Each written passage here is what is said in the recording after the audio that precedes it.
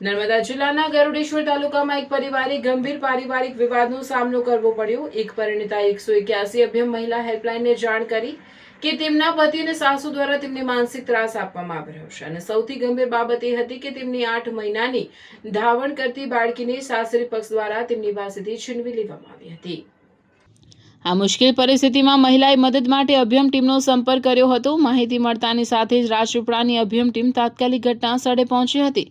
Counselling દરમિયાન જાણવા મળ્યું કે 3 વર્ષના લગ્ન જીવનમાં સફાઈ કામદાર તરીકે ફરજ બજાવતી મહિલાને સિઝેરિયન બાદની શારીરિક મર્યાદાઓ હોવા છતાં ઘરકામ અને નોકરીના દબાણને લીધે સાસરી પક્ષ દ્વારા સતત માનસિક ત્રાસ આપવામાં આવતો હતો। આ પરિસ્થિતિથી કંટાળીને મહિલા પિયર ગઈ ત્યારે પતિએ ત્યાં પહોંચી બોલાચાલી કરી બાળકીનો કબજો લઈ લીધો હતો। અભ્યમ ટીમે પરિસ્થિતિની ગંભીરતા સમજીને બંને પક્ષોને કાયદાકીય સમજણ આપી। ટીમે ખાસ ભાર મૂકતા સમજાવ્યું હતું કે બાળકના કાયદાકીય હિત અને કલ્યાણને ધ્યાનમાં લેતા નાની ઉંમરના બાળક માટે માતાની સંભાળ અને ધાવણ અનિવાર્ય છે। પરિવારના સભ્યોને મહિલા અધિકારો અને પારિવારિક સંબંધોની મર્યાદાઓ વિશે માર્ગદર્શન આપી વિવાદનો ઉકેલ પરસ્પર સમજણથી લાવવા પ્રોત્સાહિત કર્યા હતા।